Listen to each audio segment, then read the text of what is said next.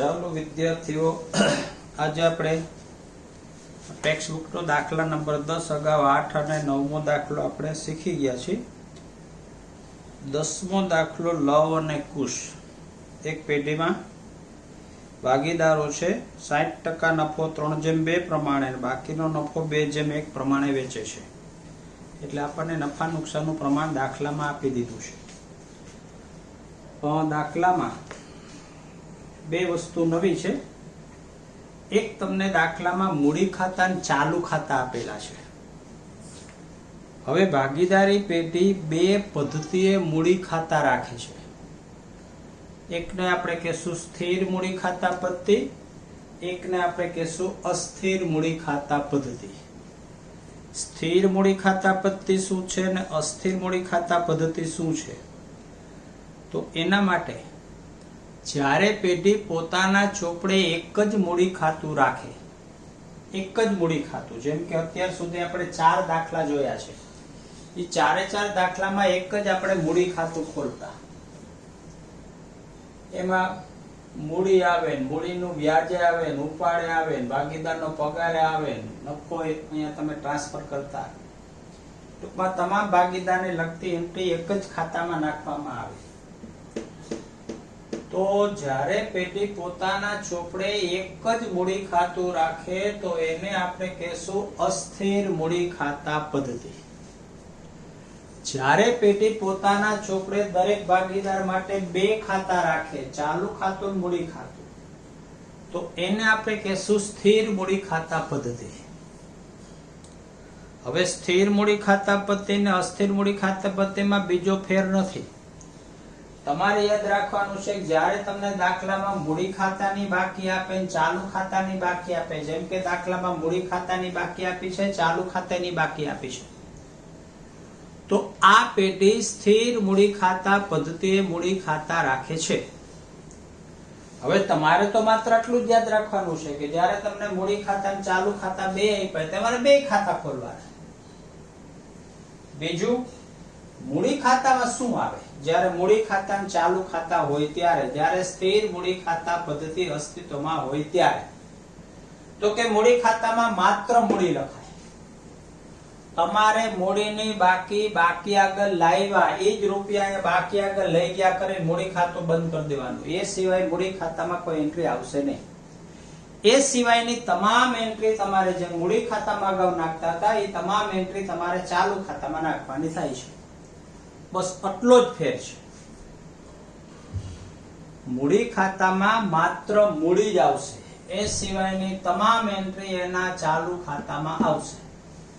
બીજું કે અત્યાર સુધીના કોઈ પણ દાખલા તમે ગણશો તો મૂડીની જમા બાકી જ આપી હોય, શરૂઆતની બાકી તમને કાચેસરમાં આપી હોય, જમા જ હોય, તમે બાકી આગળ લાવ્યા જમા સાથે લખો છો અને બાકી આગળ લઈ ગયા અહીંયા જ લખો છો। જોજો, ચાલુ ખાતાની ગમે તે બાકી હોઈ શકે, મતલબ કે જમા બાકી હોઈ શકે ને ઉધાર બાકી હોઈ શકે। એકની જમા તો એકની ઉધાર, કદાચ બેયની જમા બેયની ઉધાર, તમને દાખલામાં જ્યાં બાકી આપે એ બાકી તમારે લખવાની છે। પણ મૂડી ખાતાની હંમેશા જમા બાકી જ હોય, ચાલુ ખાતાની શરૂઆતની જમા બાકી પણ હોઈ શકે, ઉધાર બાકી પણ હોઈ શકે, એ તમને દાખલામાં આપેલું હોય। બીજું, પહેલો દાખલો આપણે ગણ્યો તો એમાં આપણે વેપાર ખાતું ખોલ્યું નહોતું। આપણે એવું કીધું હતું કે તમને કાચો નફો આપી દીધો છે। હવે કાચો નફો મળે ક્યાંથી? તો કે વેપાર ખાતા ઉપરથી। તો આપણે એનું અર્થઘટન શું કર્યું હતું કે આપેલું કાચું સરવૈયું વેપાર ખાતું બનાવ્યા પછીનું છે, માટે આપણે નોંધાઈ લખી દે કે આ દાખલામાં આપણે વેપાર ખાતું બનાવવાની જરૂર નથી। આ દાખલામાં તમને ચોખ્ખો નફો આપી દીધો છે। તમને નફા નુકસાન ખાતાની બાકી ઉપરથી 1 2 3 4 ને 5મી બાકી નફા નુકસાન ખાતું એની બાકી આપી છે, જમા બાકી ને તમે લખી શકો છો। યાદ રાખજો, ચોખ્ખો નફો આપેલો છે। હવે ચોખ્ખો નફો મળે ક્યાંથી? તો કે નફા નુકસાન ફાળવણી ખાતા ઉપરથી। તો દાખલામાં આપેલું કાચું સરવૈયું વેપાર ખાતું અને નફા નુકસાન ખાતું બનાવ્યા પછીનું છે, તો આપણે વેપાર ખાતું બનાવ્યું નથી, નફા નુકસાન ખાતું બનાવ્યું નથી, ડાયરેક્ટ નફા નુકસાન ફાળવણી ખાતું બનાવેલું છે. તો નફા નુકસાન ફાળવણી ખાતું, ભાગીદારના મૂડી ખાતા, ભાગીદારના ચાલુ ખાતા અને પાકું સરવૈયું. તમને દાખલામાં ફરી પાછો કહું છું, તમને દાખલામાં ચોખ્ખો નફો આપી દીધો છે. નફા નુકસાન ખાતુંના કાઉન્સમાં ટેક્સ્ટબુકમાં લખી નાખજો, ચોખ્ખો નફો આપેલો છે. અને ચોખ્ખો નફો તમને મળે ક્યાંથી? તો કે ચોખ્ખો નફો મળે નફા નુકસાન ખાતા ઉપરથી. તો તમને ચોખ્ખો નફો તો આપી દીધો છે, તો એને નફા નુકસાન ખાતાનો ચોખ્ખો નફો મળી ગયો, મતલબ કે કાચો નફો મળી ગયો, ચોખ્ખો નફો મળી ગયો. તો તમારે વેપાર ખાતું, નફા નુકસાન ખાતું બે ખાતા બનાવવાની જરૂર છે નહીં. ચાલો પેલા હવાલા લઈ લે. મૂડીનું 6%, ઉપાડનું 10% વ્યાજ ગણો. હવે મૂડી દાખલામાં મને આપી છે 1,20,000 ને 80,000. 1,400 બાકી આગળ લાવ્યા. 1,20,000 અને 80,000. એ જ રૂપિયા લખી નાખો. 31,370 બાકી આગળ લઈ ગયા. 1,20,000 અને 80,000. આ ખાતું કરજો બંધ. તમે અગાઉ મૂડીની ખાતાની બાકી કાઢતા જ, મેં મૂડી ખાતાની બાકી જ કાઢી છે. હવે જે રૂપિયા બાકી આગળ લાવવા, બીજી કોઈ એન્ટ્રી લખવાની નથી. તો જે બાકી આગળ લાવ્યા એ જ રૂપિયા બાકી આગળ લઈ ગયા. હવે જો શરૂઆતની મૂડી આ લવની હતી 1,20,000, અંતની મૂડી રહી 1,20,000. કુશની શરૂઆતની મૂડી હતી 80,000, અંતની મૂડી પણ 80,000. એટલે આનું નામ શું આપણે આપ્યું છે? સ્થિર મૂડી ખાતા પદ્ધતિ. જ્યારે શરૂઆતની મૂડી અને અંતની મૂડી બે એક સરખી હોય, સ્થિર હોય, તો એને સ્થિર મૂડી ખાતા પદ્ધતિ કહેવાય. હવે આ બાકી તમે ક્યાં બતાવતા? યાદ કરો. તો અગાઉના દાખલામાં મૂડી ખાતાની બાકી ડાયરેક્ટ આપણે પાકા સરવૈયામાં લખતા. તો મૂડી, લવ અને કુશ 1,20,000 અને 80,000.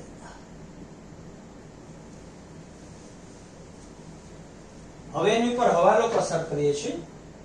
મૂડીનું 6% વ્યાજ ગણો. હવે મૂડીનું વ્યાજ નફા ખાતે ઉધાર. આ મૂડી વ્યાજ લવ અને કુશ. આનું 6%, 12,6,7200 અને 8,6,4800. હવાલાની બીજી અસર. તો બીજી અસર તમે મૂડી ખાતામાં નાખતા હતા, એને બદલે તમારે ચાલુ ખાતામાં નાખવાની છે. આટલો જ ફેર કરવાનો છે. બીજું ખાતું તમારી પાસે છે, એમાં તમારે મૂડીના વ્યાજની અસર આપવાની છે. આ 7200 અને 4800. ઉપાડનું 10% વ્યાજ ગણો. હવે ઉપાડ મને આપ્યો છે 40,000 અને 12,000. આ 40,000 અને 12,000 ઉપાડ. ઉપાડ નીચે ઉપાડનું વ્યાજ 10% થશે 4,000 અને 1200. હવાલાની બીજી અસર. નફા નુકસાન ફાળવણી ખાતાની જમા બાજુ ઉપાડ વ્યાજ ક્રોસ એન્ટ્રી લવ અને કુશ 4,000 અને 1200. અગાઉ આ એન્ટ્રી તમે આમ જ આપતા હતા. ભાગીદારના મૂડી ખાતે ઉધાર, એને બદલે ચાલુ ખાતે ઉધાર અને નફા નુકસાન ફાળવણી ખાતે જમા. ચાલુ ખાતાની શરૂઆતની બાકીનું 10% વ્યાજ ગણવાનું છે. હવે ચાલુ ખાતાની બાકીનું વ્યાજ તમારે ગણવાનું છે. તો તમને કાચસરમાં ચાલુ ખાતા આપ્યા છે, એટલે તો તમે ચાલુ ખાતા ખોલ્યા છે. તેમાં વર્ષની શરૂઆતની બાકી આગળ લાવ્યા. હવે જો લવની જમા સાઈડ મને 8,000 રૂપિયા આપ્યા છે અને કુશના ઉધાર સાઈડ મને 12,000 રૂપિયા આપ્યા છે. તો જમા બાકી મેં બાકી આગળ લાવ્યા તરીકે જમા લખીને ઉધાર બાકી આગળ લાવ્યા તરીકે ઉધાર લખી. ચાલુ ખાતાની બાકી બે જમા હોઈ શકે, બે ઉધાર હોઈ શકે, એક જમા ને એક ઉધાર પણ હોઈ શકે. તમને જે બાજુ ચાલુ ખાતાની બાકી આપી હોય એ બાકી આગળ લાવ્યા તરીકે તમારે લખવું. હવે ચાલુ ખાતાનું વ્યાજ ગણો 10%. હવે જ્યાં ચાલુ ખાતા લખ્યા છે એની નીચે જ આપણે લખવાનું ચાલુ ખાતાનું વ્યાજ. આનું વ્યાજ થશે 800 રૂપિયા. અહીંયા લખું છું ચાલુ ખાતાનું વ્યાજ, અહીંયા વ્યાજ થશે 1200 રૂપિયા. હવે ક્રોસ એન્ટ્રી નફા નુકસાન ફાળવણી ખાતામાં તો આ ચાલુ ખાતાની જે ઉધાર બાજુ તમે વ્યાજ લખ્યું છે ચાલુ ખાતાનું વ્યાજ, ઈ અહીંયા હું જમા સાઈડ લખું છું. આ ચાલુ ખાતાનું વ્યાજ આ કોનું છે તો કે કુશનું. પછી અહીંયા જે ચાલુ ખાતાની જમા સાઈડ વ્યાજ લખ્યું છે આ ચાલુ ખાતાનું વ્યાજ કોનું તો કે લવ 800 રૂપિયા. ચાલો મૂડી વ્યાજ, ઉપાડ વ્યાજ, એક નવું આવ્યું ચાલુ ખાતાનું વ્યાજ. આપણે યાદ શું રાખ્યું? ચાલુ ખાતાની જ્યાં બાકી છે એની નીચેનું વ્યાજ લખવું, ચાલુ ખાતાની જે બાજુ બાકી છે એની નીચેનું વ્યાજ લખો, અને ક્રોસ એન્ટ્રી વિરુદ્ધ સાઈડ એન્ટ્રી જવા દો નફા નુકસાન ફાળવણી ખાતા.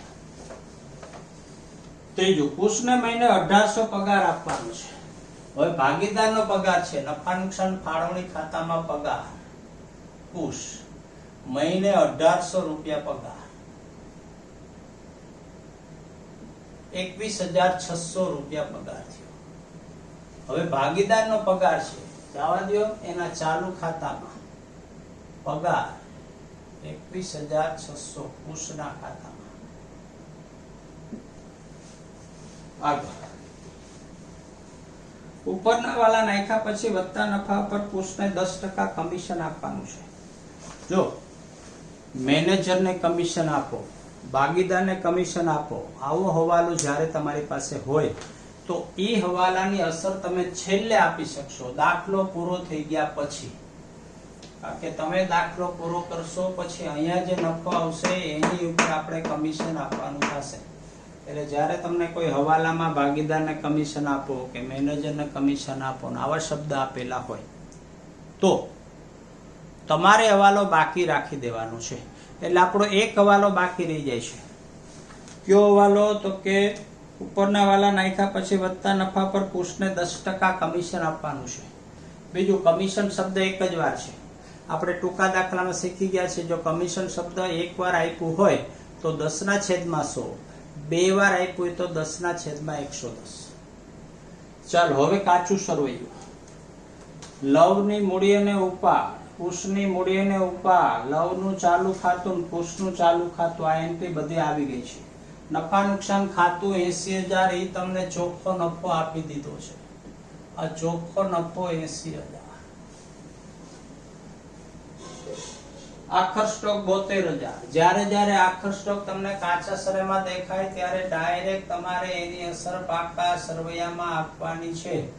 આખર સ્ટોક 72. અગાઉથી ચૂકવેલું વીમા પ્રીમિયમ, જ્યારે જ્યારે કાચા સરવૈયામાં કોઈ ખર્ચા અગાઉથી ચૂકવેલા આપ્યા હોય તો ડાયરેક્ટ એની અસર જવા દો પાકા સરવૈયામાં. અગાઉથી ચૂકવેલો વીમો 3200. આગળ દેવાદાર અને લેણદાર, વચ્ચે રહી ગયું મકાન છે 1,60,000. તો મકાન તો આપણી મિલકત છે, પાકા સરવૈયામાં લખી નાખો મકાન 1,60,000. પછી દેવાદાર અને લેણદાર. હવે ઉધાર સાઈડ છે, દેવાદાર છે 80,000. આ દેવાદાર 80,000 અને લેણદાર છે 28,000. આ લેણદાર 28,000. પછી રોકડ અને બેંક. તો યાદ રાખજો, રોકડ ને હંમેશા ઉધાર બાકી જ હોય તો ઉધાર સાઈડ છે એ રોકડ આપેલી છે, તો બેંક તમને જો જમા સાઈડ આપી હોય તો એ બેંક ઓવરડ્રાફ્ટ છે. યાદ રાખજો, ઉધાર બાજુ આપેલી ઉધાર સાઈડ ને જમા બાજુ આપેલી એટલે જમા સાઈડ આપણે લખીએ છીએ તો બેંક ઓવરડ્રાફ્ટ છે 20,000. દેવી હુંડી 14,000. મૂડી દેવા બાજુ દેવી હુંડી 14.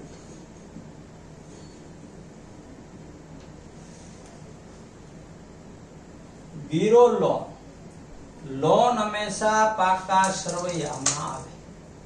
આ ગીરો લોન 1 લાખ રૂપિયા.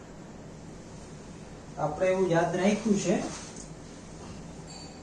કે કોઈ પણ પ્રકારની લોન છે, લોન હંમેશા પાકા સરવૈયામાં આવે. પાઘડી 40,000, પાઘડી છે પેઢીની મિલકત છે. આ પાઘડી 40,000. બાકી મજૂરી, બાકી મજૂરી મીન્સ કે ચૂકવવા બાકી મજૂરી 2800 ડાયરેક્ટ પાકા સરવૈયામાં. ચૂકવવા બાકી મજૂરી 2800. મળવા બાકી ભાડું ડાયરેક્ટ પાકા સરવૈયામાં. મળવા બાકી ભાડું 1600 રૂપિયા. અગાઉથી મળેલું કમિશન જમાસર આપ્યું છે મૂડી દેવા બાજુ. અગાઉથી મળેલ કમિશન. ગાલખાદ અનામત. હવે બહુ અગત્યનો મુદ્દો, આ જ દાખલામાં આ મુદ્દો આપેલો છે, બાકી કોઈ દાખલામાં આ મુદ્દો આપેલો નથી. શું મુદ્દો છે એ તમને કહી દઉં કે અત્યાર સુધી તમને હવાલામાં ગાલખાદ કે ગાલખાદ અનામત આપતા તમે નફા નુકસાન ખાતાની ઉધાર બાજુ ગાલખાદનું સૂત્ર લખ્યા. યાદ રાખજો, હવાલામાં ગાલખાદ કે ગાલખાદ અનામત આપેલી હોય તો તમારે નફા નુકસાન ખાતાની ઉધાર બાજુ ગાલખાદનું સૂત્ર જ લખવાનું છે. પણ હવાલામાં ગાલખાદ કે ગાલખાદ અનામત આપેલી જ ન હોય. જો દાખલામાં હવાલામાં કે ગાલખાદ અનામતનો હવાલો છે જ નહીં અને ગાલખાદ અનામત કાચા સરવૈયામાં આપી હોય તો યાદ રાખજો, વાક્ય બોલું છું, નોંધે લખેલી છે કે કાચા સરવૈયામાં ગાલખાદ અનામત આપેલું હોય, અત્યારે આપેલું છે 8,000, તેને લગતો કોઈ હવાલો ન હોય, એને લગતો કોઈ હવાલો છે જ નહીં, તો કાચા સરવૈયામાં આપેલું ગાલખાદ અનામત પાકા સરવૈયામાં દેવાદાર માંથી બાદ કરો. યાદ રાખજો, આ એક જ દાખલો એવો આપ્યો છે કે તમને કાચા સરવૈયામાં ગાલખાદ અનામત આપ્યું છે અને ગાલખાદને લગતો કોઈ હવાલો નથી, તો તમારે યાદ રાખવાનું છે કે એ ગાલખાદ અનામત દેવાદાર માંથી બાદ કરવાની છે. જો સૂત્ર હોય તો સૂત્રમાં આપણે લખીએ છીએ, પણ સૂત્ર તમારી પાસે નથી. સૂત્ર ક્યારે નહીં હોય, ગાલખાદનો હવાલો નહીં હોય એટલે સૂત્ર નહીં હોય, તો એની ડાયરેક્ટ અસર પાકા સરવૈયામાં આ રીતે આપવી. Patent 12,000, furniture 24,000. આ પેટન્ટ 12,000 અને ફર્નિચર 24,000.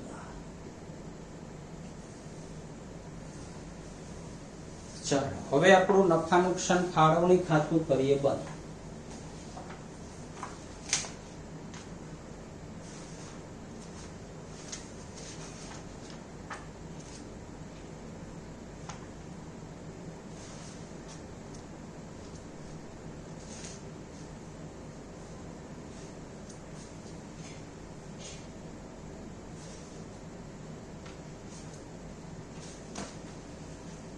નફા નુકસાન ફાળવણી ખાતાની જમા સાઈડનો સરવાળો છે 86,400. અહીંયા મૂકો 86,400.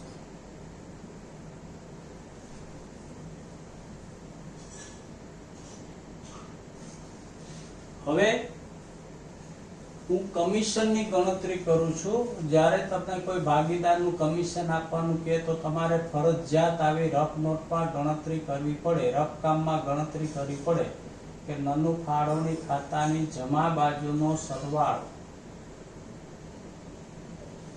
86,400, એમાંથી નફા નુકસાન ફાળવણી ખાતાની ઉધાર બાજુનો સરવાળો બાદ કરો.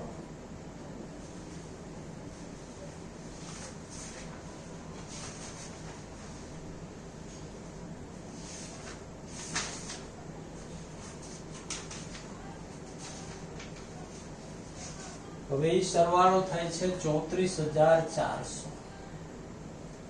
એટલે આ વૈધા 52,000 રૂપિયા નફો.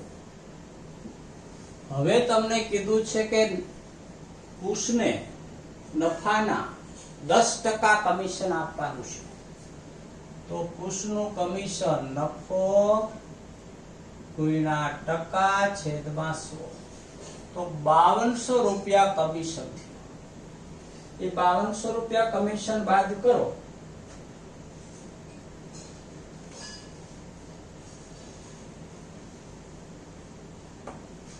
એટલે હવે તમારી પાસે નફો વધ્યો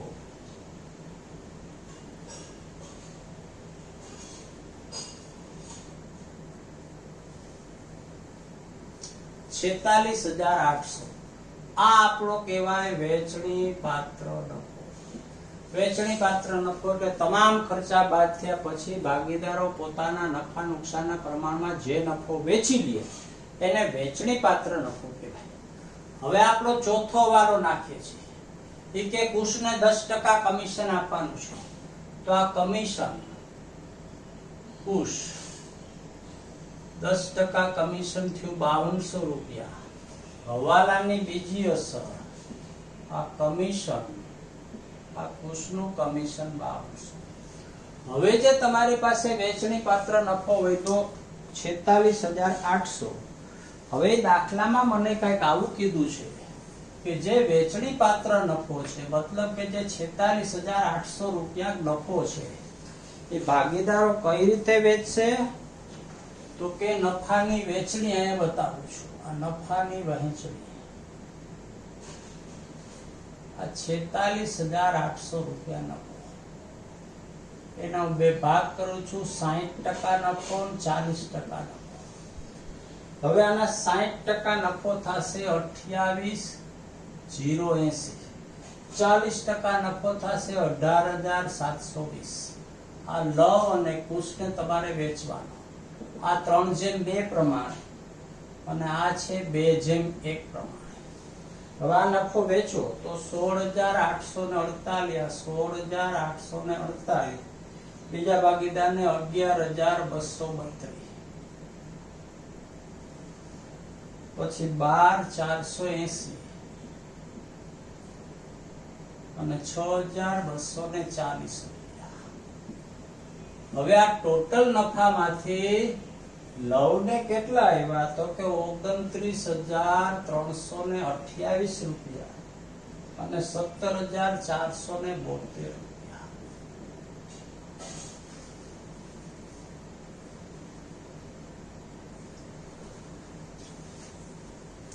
તો આ વેચણી પાત્ર નફો કેટલો વધ્યો તો કે 46800. એમાં તમે લવ અને કુશને નફો આપ્યો તો લવના ભાગે 29328 અને કુશને 17472. આ નફો લઈ લ્યો એના ચાલુ ખાતામાં. આ નફા નુકસાન ફાળ અગાઉ તમે આ નફો લેતા જ 29328, 17472. હવે એના ચાલુ ખાતા કરો બંધ. ચાલુ ખાતાની બાકી પણ તમારે પાકા શ્રેણીમાં બતાવવાની છે. તો બાકી કાઢવાનો નિયમ છે, જે બાજુનો સરવાળો વધુ બે બાજુમાં આપણે મૂકીએ છીએ. તો લવ માટે જોઈ દે 45328, આ 45328 અને 49072,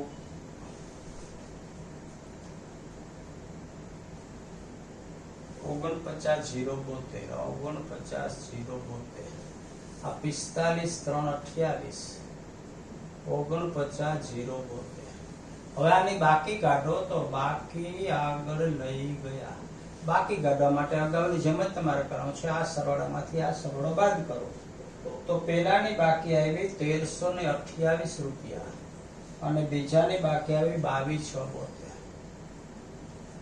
આ ચાલુ ખાતાની બાકી લઈ લ્યો પાકા સરવાળામાં. જે મૂડી ખાતાની બાકી લીધી છે ચાલુ ખાતા લવ અને કુશ 1328 અને 2276. અને હવે પાકું સરવૈયું કરું બંધ. પાકા સરવૈયાનો સરવાળો છે 3,89,600. 3,89,600. 3,89,600. મિત્રો આ દાખલામાં એક જ વસ્તુ નવી છે કે ભાગીદારી પેઢી સ્થિર મૂડી ખાતા પદ્ધતિએ મૂડી ખાતા રાખે છે. તમારે મૂડી ખાતા અને ચાલુ ખાતા બે દોરવાના છે. ચાલો